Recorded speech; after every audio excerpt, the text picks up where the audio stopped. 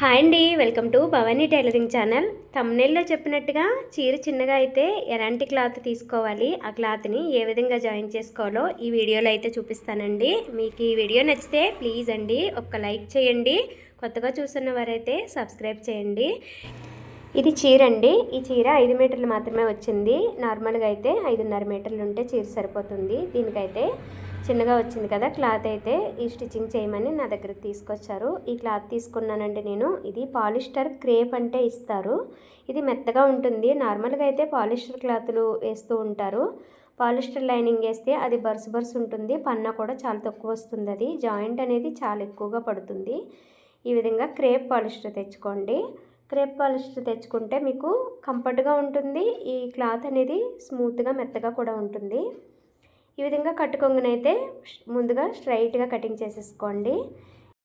ఎలాంటి క్లాత్ తీసుకున్నా ఈ విధంగా కోర పీస్ వస్తుందండి, పైన కింద. ఈ విధంగా కోర పీస్ ఉన్న సైడు ఇలా కింద నుంచి అయితే కొలుచుకోండి. శారీ కింద నుంచి పన్నా మొత్తాన్ని కొలుచుకోండి, ఈ క్లాత్ ఎంత వచ్చిందో అనేది. ఈ విధంగా నేనైతే క్రింద నుంచి కొలుచుకుంటున్నాను. ఎందుకంటే పైన జాయింట్ వేస్తే పైన కనిపించదండి, కుచ్చుల్లోకి వెళ్ళిపోతుంది. ఇలా కిందికి జాయింట్ రాకుండా ఈ విధంగా కింద నుంచి అయితే జాయింట్ చేసుకోవాలి. ఇలా క్లాత్ని మొత్తాన్ని ఈ విధంగా కొంచెం గుంజు పట్టి కరెక్ట్గా పట్టుకుని మెజర్మెంట్ తీసుకోండి. ఇలా ఈ విధంగా కొంచెం మాత్రమే తక్కువ వచ్చిందండి. అయితే అది ఎన్ని ఇంచులు వచ్చిందో చూసుకుని దానికి ఒక 1 ఇంచ్ కలుపుకొని ఒక పీస్ని అయితే ఇక్కడ మనం స్టిచ్చింగ్ చేసుకోవాల్సి ఉంటుంది.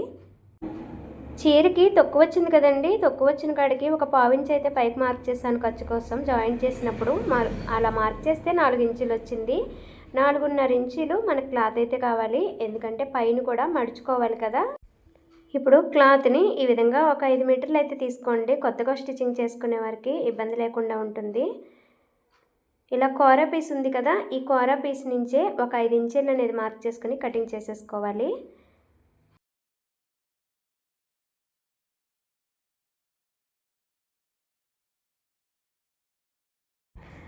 జాయిన్ చేసుకోవడానికి క్లాత్ని తీసుకున్నాం కదా, ఇది ఏ విధంగా స్టిచ్చింగ్ చేయాలో చూద్దాం. ఇలా కటింగ్ చేసుకున్న క్లాత్ని క్రింద కానీ పైన కానీ కోర పీస్ ఉంటుంది కదా, ఈ కోర పీస్ దగ్గరే జాయిన్ చేసుకోవాలి. మళ్ళీ సైడ్కి జాయిన్ చేయకండి, 1కి 2 సార్లు చూసుకుని ఈ విధంగా కోర పీస్ సైడ్ జాయిన్ చేసుకోవాలి. మనకి పన్నా అలా పొడుగుగా వేస్తే క్రింద అనేది కొంచెం తక్కువ వచ్చింది కదా, ఒక 4 ఇంచులు గ్యాప్ ఎక్కడైతే వచ్చిందో దానికైతే మనం జాయిన్ చేసుకుంటున్నాం. ఈ క్లాత్ని ఈ విధంగా స్టిచ్చింగ్ చేసుకోవాలి. నేను టైలరింగ్ చేస్తూ ఉంటానండి. నాకు చాలా ఆర్డర్స్ అనేవి ఉంటాయి స్టిచ్చింగ్ చేయడానికి. దానివల్ల వీడియోలు ఎక్కువ చేయలేకపోతున్నాను. నేను చేసిన వీడియోలు ఎలా ఉన్నాయో ప్లీజ్ అండి కామెంట్ చేయండి. కొత్తగా చూస్తే సబ్స్క్రైబ్ చేయండి. మీరు ఇచ్చే మోటివేషన్ బట్టి నేను ఎక్కువ వీడియోస్ చేస్తూ ఉంటాను. కామెంట్ చేయండి వీడియోస్ ఎలా ఉంటున్నాయో. అలాగే మీకు స్టిచ్చింగ్లో ఎలాంటి వీడియోస్ కావాలో కామెంట్ చేయండి, నేను వీడియోస్ చేయడానికి అయితే ట్రై చేస్తాను. మొత్తం క్లాత్నంతా ఈ విధంగా చివరి దాకా స్టిచ్చింగ్ చేసుకోవాలి. ఇలా ఓపెన్ చేసుకుంటే ఈ విధంగా ఉంటుంది. ఇది సీదా సైడ్ కదా, ఈ ఉల్టా సైడ్ కూడా నీట్గా స్టిచ్చింగ్ చేసుకోవాలి. ఇవి జాయిన్ చేసిన పీస్ ఉంది కదా, మెయిన్ పీస్ అయితే కోర పీస్ ఉంది. ఈ విధంగా ఇది కోర పీస్ కదా, మనం చిన్న పీస్ జాయిన్ చేసాం కదా, అదైతే ఈ విధంగా పీసులు ఇలా వచ్చేస్తుంది. దాన్ని లోపలికి మడుచుకొని ఈ విధంగా కోర పీసు దాని పైకి ఈ విధంగా వేసుకుని స్టిచ్చింగ్ చేసుకోవాలి. అలా వేసుకుంటే నీట్గా ఉంటుందండి. ఏ విధమైన పీసులు కానీ ఎక్కడ చిరాగ్గా ఉండకుండా ఈ విధంగా నీట్గా ఉండేలాగా స్టిచ్చింగ్ చేసేసుకోవాలి.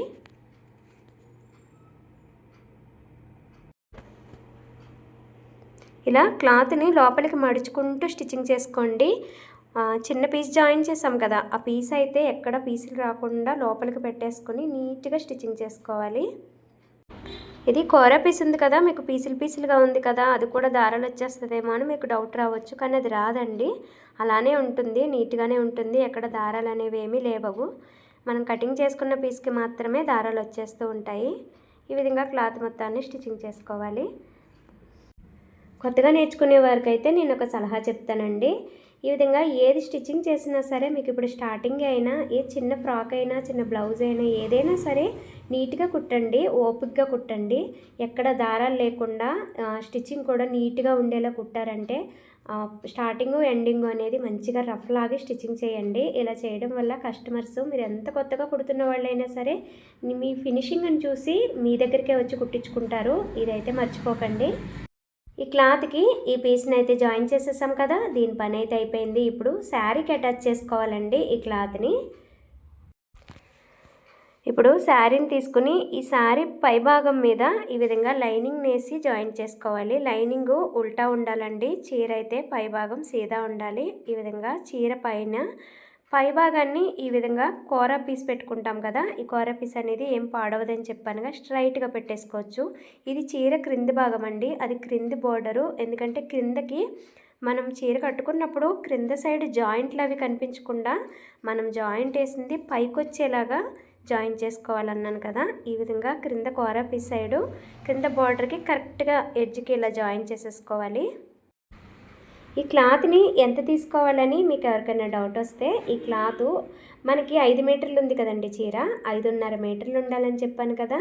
ఈ విధంగా సన్నగా ఉన్నవారైతే ఒక 1/2 మీటర్ తీసుకోండి సరిపోతుంది. లేదు కొంచెం బాగా ఒళ్ళున్న వాళ్ళు అయితే కొంచెం ఒళ్ళుంది మాకు శారీ సరిపోదు, ఎలాగో పీస్ జాయిన్ చేస్తున్నాం కదా కొంచెం ఎక్స్ట్రా జాయిన్ చేసుకుంటామంటే మీటర్ తీసుకోండి. ఎందుకంటే ఈ క్లాత్ కట్టుకొంగు నుంచి కట్టుకునేసరికి మళ్ళీ మనం ఎక్కువగా జాయిన్ చేసేసుకున్నాం అనుకోండి, క్లాత్ అనేది మనకి బయటకు కనిపిస్తూ ఉంటుంది. ఆ విధంగా కనిపించకుండా ఉండాలంటే ఒక 1/2 మీటర్ అయితే సరిపోతుందండి.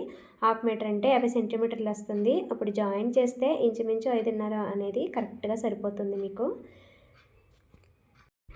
స్టిచ్చింగ్ మధ్యలో ఎంతసేపు స్టిచ్చింగ్ గురించి చెప్పలేం కదండి. స్టిచ్చింగ్ చేసుకోండి అంటే అది చాలా లెంత్ అయితే స్టిచ్చింగ్ చేసుకోవాలి కదా.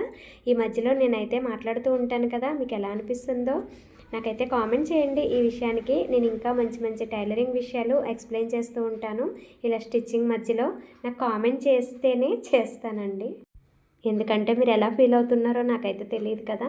ఇప్పుడైతే ఈ విధంగా క్లాత్ ఎండింగ్లో ఇలా ఫోల్డింగ్ చేసుకుని స్టిచ్చింగ్ చేసుకోండి. ఎందుకంటే ఇది పైన మనము ఫోల్డింగ్ చేసుకోవాలి కదా, ఇది కోరా పీస్ కాదు కదా పైన జాయిన్ చేసిన పీసు. అందుకని ఈ విధంగా కొద్దిగా ఫోల్డింగ్ చేసుకుని ఇలా కనిపిస్తుంది కదా, అలా ఫోల్డింగ్ చేసుకుని స్టిచ్చింగ్ చేసుకోండి ఎండింగ్లో మాత్రమే. లేదా మళ్ళీ ఒకసారి ఫోల్డింగ్ చేసిన దగ్గర వీడియో ఒకసారి మళ్ళీ చూడండి. ఈ విధంగా స్టిచ్చింగ్ చేసేసుకోవాలి. ఇప్పుడు ఈ పీస్ని ఇలా జాయిన్ చేసుకున్న పీస్ని ఇలా సింగిల్ ఫోల్డింగు ఇంకా ఈ విధంగా డబుల్ ఫోల్డింగ్ వేసుకుని స్టిచ్చింగ్ చేసుకోవాలి. మీకు క్లియర్గా అర్థం కావాలంటే మన నాన్న వాళ్ళు లింగి పంచులు కట్టుకుంటారు కదా, అది మనము జాయిన్ చేస్తాం కదా, వాళ్ళు ఓపెన్గా కొంతమంది కట్టుకుంటారు, క్లోజ్ చేసేసి కొంతమంది కట్టుకుంటారు కదా, అలా ఏ విధంగా అయితే క్లోజ్ చేస్తామో ఈ శారీకి ఇలాగా క్లాత్ని జాయిన్ చేసుకున్నప్పుడు ఆ విధంగా రెడీ చేసుకోవాలండి. చాలా నీట్గా స్టిచ్చింగ్ చేసుకోవాలి ఇది. ఈ విధంగా క్లాత్ని మొత్తం స్టిచ్చింగ్ చేసుకుని మనం ఐరన్ చేసుకున్నామంటే అసలు శారీలో వచ్చిన పీసే అన్నట్టుగా స్టిచ్చింగ్ చేయాలి, అంత నీట్గా స్టిచ్చింగ్ చేయాలి. ఈ క్లాత్ శారీలోనే వచ్చిందా అన్నంత నీట్గా ఉండాలండి. ఈ స్టిచ్చింగ్ చేసింది క్రింద సైడ్ కానీ పై సైడ్ కానీ ఎక్కడ ఎక్కువ తక్కువ లేకుండా కరెక్ట్గా ఎడ్జ్కి వచ్చేలాగా ఈ విధంగా నీట్గా స్టిచ్చింగ్ చేసుకోవాలి. ఈ విధంగా స్టిచ్చింగ్ చేసిన తర్వాత స్టార్టింగు ఎండింగు ఈ విధంగా రఫ్ లాక్కోవాలండి. ఏది కుట్టినా సరే ఇలా స్టిచ్చింగ్ అయితే కంప్లీట్ అయిపోయింది కదా, ఇంకా అయిపోలేదు, ఇంకో స్టిచ్చింగ్ అయితే వేయాలి. ఈ విధంగా ఓపెన్ చేసుకుంటే ఇలా నీట్గా ఉంది కదా.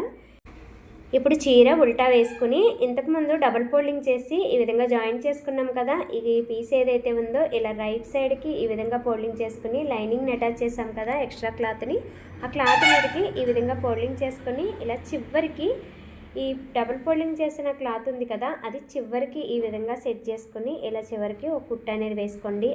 అది క్లాత్ అనేది లేవకుండా ఉంటుంది, అలాగే నీట్గా ఉంటుంది. ఇలా కుట్టుకున్న తర్వాత ఒకసారి అయితే ఐరన్ చేసుకున్నారంటే ఇక స్మూత్గా చాలా నీట్గా ఉంటుందండి. ఈ విధంగా లాస్ట్కి కొద్దిగా రఫ్ లాక్కుని ఈ విధంగా కటింగ్ చేసేసుకోవాలి. అంతేనండి, క్లాత్ని అయితే ఈ విధంగా అటాచ్ చేసుకోవాలి. ఇంకా మనం సైడ్లు కూడా కుట్టుకోవాలి కదా, చీరకైతే ఇలా జాయిన్ చేసేసుకున్నాము.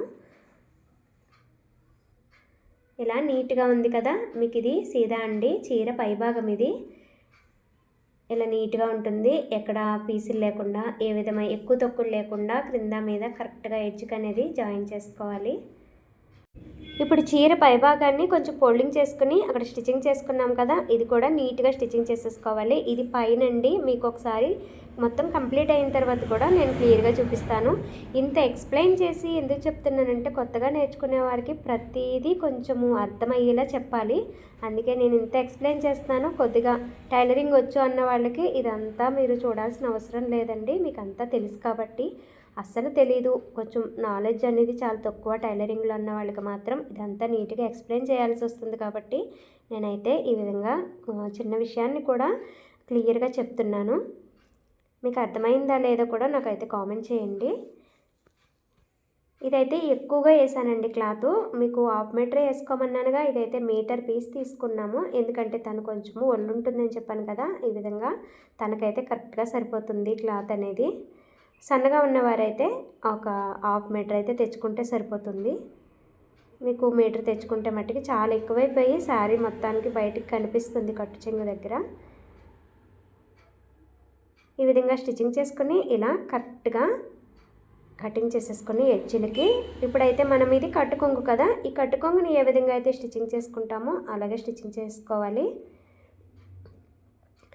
అంటే కట్టు కొంగు, పౌటు కొంగు స్టిచ్చింగ్ చేసుకుంటాం కదా సైడ్లకి, అదేవిధంగా ఇది కూడా ఇలా డబుల్ ఫోల్డింగ్ వేసుకుని స్టిచ్చింగ్ చేసేసుకోవాలి. ఈ విధంగా కొంగులు కుట్టినప్పుడు కూడా చాలా నీట్గా అనేది స్టిచ్చింగ్ చేసుకోండి. ఎందుకంటే చాలామంది కుట్టుతారు కానీ ఈ కుట్టు అనేది ఈ జాయిన్ చేసుకుంటే ఇలా ఫోల్డింగ్ చేసుకుంటాం కదా, మధ్యలోకి వచ్చేస్తూ ఉంటుంది. ఈ చివరిన లేసినప్పుడు క్లాత్ అనేది లోపల నుంచి పీసులు పీసులు వస్తుంది. అలా లేవకుండా ఇలా కొంచెం ఎక్కువగా ఫోల్డింగ్ చేసుకోండి. కొత్తగా కుడుతున్న వాళ్ళైతే కొంచెము దలసరిగానే చేయండి. అంటే ఎక్కువ మరీ సన్నగా నైస్గా అప్పుడే కుట్టలేరు మీరు. ఈ విధంగా కొంచెం లావుగానే పెట్టుకుని, దీనికంటే ఇంకా లావుగా పెట్టుకుని కుట్టినా సరే స్టిచ్చింగ్ అనేది నీట్గా ఉండాలి, అది గుర్తుపెట్టుకోండి. ఇలా ఎడ్జ్కి పడాలండి స్టిచ్చింగ్ అనేది. ఎడ్జ్ అంటే ఇప్పుడు మీరు చూస్తున్నారు కదా, లెఫ్ట్ సైడ్ అనేది ఈ క్లాత్ ఏదైతే ఫోల్డింగ్ చేస్తున్నామో ఈ ఫోల్డింగ్ చేసిన కాడ లేవకుండా ఎడ్జ్కి ఈ విధంగా స్టిచ్చింగ్ చేసుకోవాలి. ఇలా స్టిచ్చింగ్ చేసుకుంటే నీట్గా ఉంటుంది. అంతేనండి, చీరకి ఈ విధంగా క్లాత్ని అయితే జాయిన్ చేసుకోవాలి. నీట్గా వచ్చింది కదా, నేను చెప్పినట్టుగానే ఇలా ఈ విధంగా జాయిన్ చేసుకోండి. పర్ఫెక్ట్గా స్టిచ్చింగ్ చేసేసుకోగలరు మీరు. ఇప్పుడు మీకైతే ఇది జాయిన్ చేసాం కదా, ఈ పీసు చిన్న పీస్ జాయిన్ చేసాం కదా, ఆ పీసు పైకి రావాలన్నాను కదా, ఒకసారి అయితే మీకు క్లియర్గా చూపిస్తాను. ఈ విధంగా ఉంటుందండి. మీకు ఫోల్డింగ్ చేసిన పీస్ కనిపిస్తుంది కదా రైట్ సైడ్, ఇలా ఫోల్డింగ్ చేసుకున్నప్పుడు ఈ జాయింట్ అనేది లోపలికి వెళ్ళిపోతుంది. శారీకి క్లాత్ జాయిన్ చేసుకున్నప్పుడు ఈ విధంగా జాయిన్ చేసుకోవాలి. ఈ వీడియో నచ్చితే లైక్ చేయండి. ఈ వీడియో ఎలా ఉందో ప్లీజ్ కామెంట్ చేయండి. Thank you.